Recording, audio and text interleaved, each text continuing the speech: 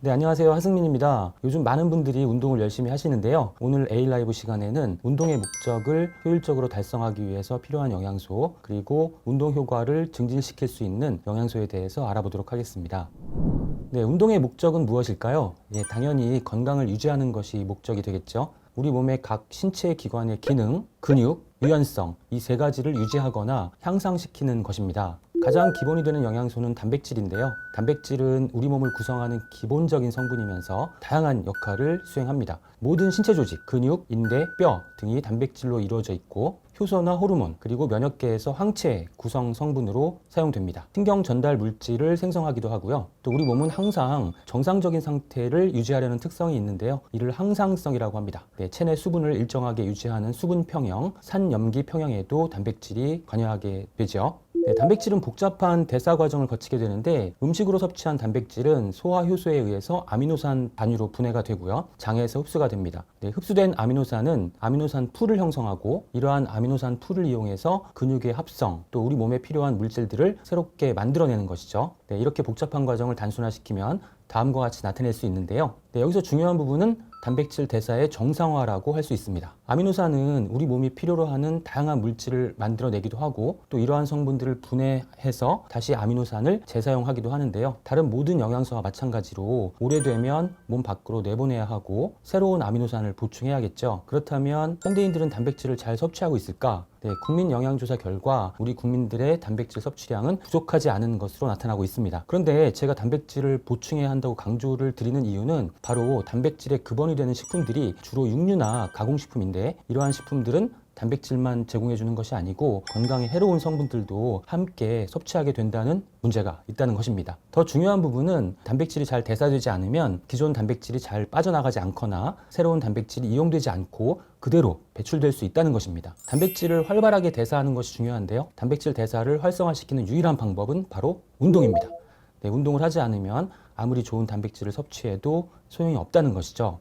그래서 운동을 규칙적으로 열심히 하면서 육류나 가공식품, 인스턴트 식품 대신에 대두나 계란, 우유 등의 좋은 단백질을 보충하는 것이 중요합니다. 사실 육류, 가공식품, 인스턴트 식품을 줄이면 우리 국민들의 단백질 섭취량은 권장량에 훨씬 미치지 못하기 때문에 식생활 개선이나 단백질 보충제가 필요하다고 생각을 합니다. 그리고 단백질은 당연히 식사와 함께 섭취하는 것이 좋기 때문에 하루 필요량을 한 번에 섭취하는 것보다는 나누어 섭취하는 것이 효과적이다라는 연구 결과가 발표되었고요. 또 근육 관련해서는 저녁 시간에 근육 운동을 하고 단백질을 보충하는 것이 근육의 발달에 더 도움이 된다라는 내용도 밝혀졌습니다. 운동의 목적 중 하나가 근육의 발달이라고 말씀을 드렸는데 단백질과 함께 근육의 합성에 가장 중요한 영양소는 바로 물입니다. 우리 몸은 70%가 수분으로 구성되어 있습니다. 몸속 수분은 신체의 다양한 역할을 수행하고 체온 조절과 세포 활동을 돕는데 근육도 70%가 수분으로 이루어져 있습니다. 근육을 생성하려면 수분이 절대적으로 필요하다는 것이죠. 수분이 부족하게 되면 근육세포에서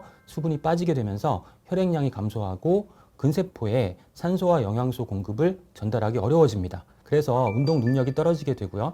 근손실이 일어날 수 있습니다. 운동 전과 후, 그리고 운동을 하는 중간에도 수분 섭취를 해주는 것이 중요합니다.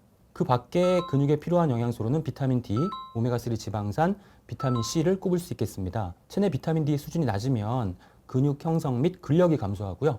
근감소증 그룹에서 체내 비타민 D 농도가 낮게 측정되었습니다. 비타민 D의 보충이 근육 기능 및 근력 향상에 도움이 된다는 연구 결과는 상당히 많이 발표가 되었습니다.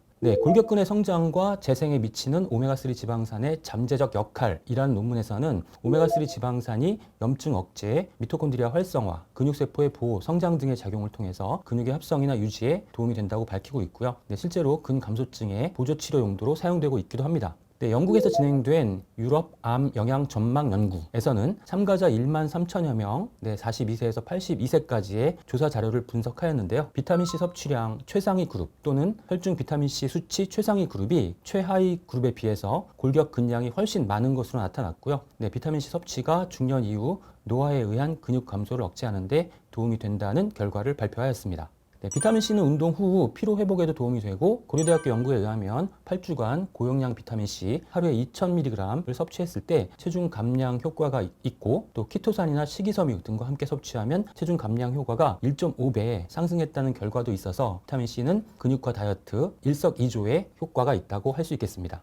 네, 비타민 C는 대표적인 항산화 영양소이죠. 운동을 하면 산소 소비량이 증가하는데요. 평소 휴식 시와 비교하면 15배 이상, 또 운동을 하는 골격근에서는 최대 100배 이상 증가합니다. 당연히 유해산소의 발생량도 증가하기 때문에 항산화 영양소를 보충하는 것이 중요합니다. 비타민 C가 결핍되면 근육 중량 및 신체 능력이 감소하게 되는데요. 이때 비타민 C를 보충하게 되면 다시 회복됩니다. 네, 운동 시 비타민 C도 꼭 필요한 영양소라고 할 수 있습니다.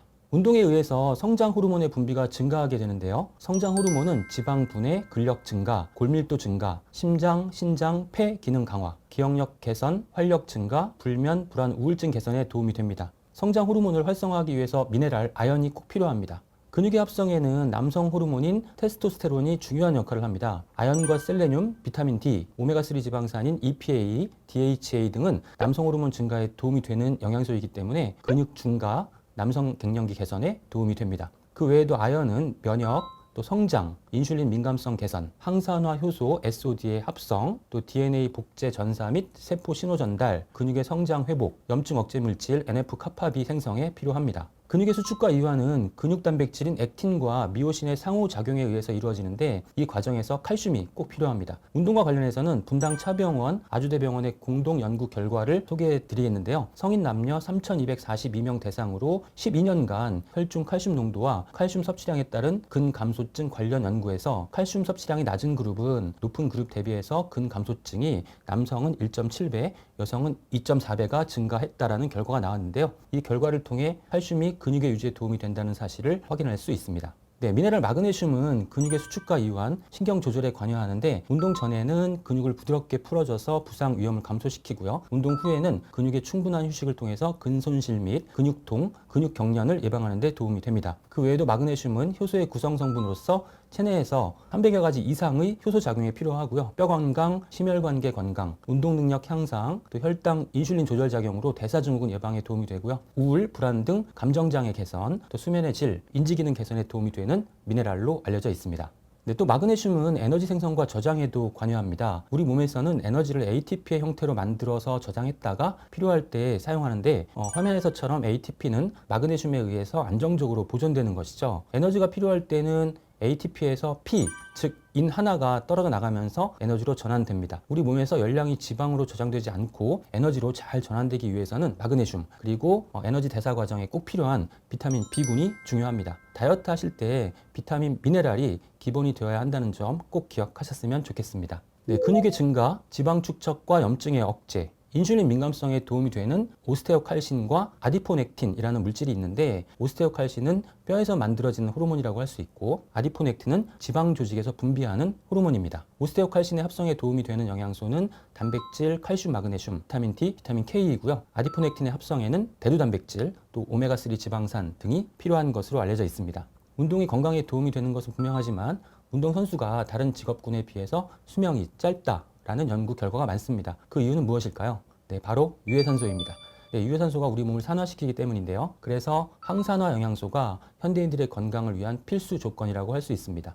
비타민 C와 비타민 E, 코엔자임 Q10, 베타카로틴을 포함한 식물 영양소가 대표적인 항산화 영양소이고 또 우리 몸에서 만들어지는 SOD, GPX, 카탈레이즈 등의 항산화 효소의 합성에는 셀레늄, 아연, 구리, 망간, 철분 등의 미네랄이 필요합니다. 네, 운동 효과를 향상시키기 위해서는 코엔자임 Q10의 섭취를 추천드립니다. 네, 코큐텐을 건강기능식품으로 보충을 하면 체내 코큐텐의 농도가 상승하고 또 운동 능력이 향상된다는 결과는 일반적이라고 할 수 있을 정도로 연구가 많이 진행됐습니다. 근육과 관련해서도 코엔자임 Q10의 보충이 근육 통증, 근육 약화와 개선, 근육의 피로와 경련 예방에 도움이 되는 것으로 확인이 되었습니다.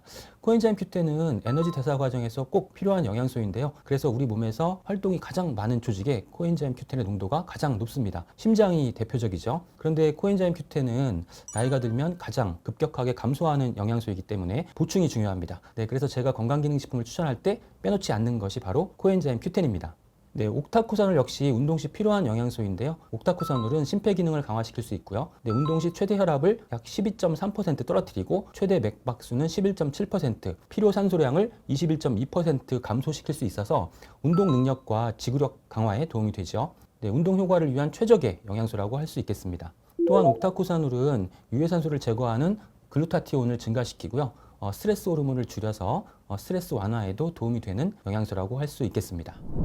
네, 오늘 운동에 도움이 되는 영양소에 대해서 알아보았는데 영양소가 너무 많죠. 네, 간단히 정리하면 근력 운동, 유산소 운동, 스트레칭이 현대인들이 꼭 해야 하는 대표적인 운동이고요. 근육 건강을 위해서 단백질, 비타민과 미네랄, 오메가3 지방산이 중요하고요. 또 항산화 영양소의 보충을 반드시 해주셔야 하고, 네, 운동 능력과 관련해서는 코엔자임 Q10과 옥타코사노를 추천드립니다. 규칙적인 운동과 중요한 영양소의 섭취를 통해서 더욱 건강한 생활 하시기를 바랍니다. 경청해 주셔서 감사합니다.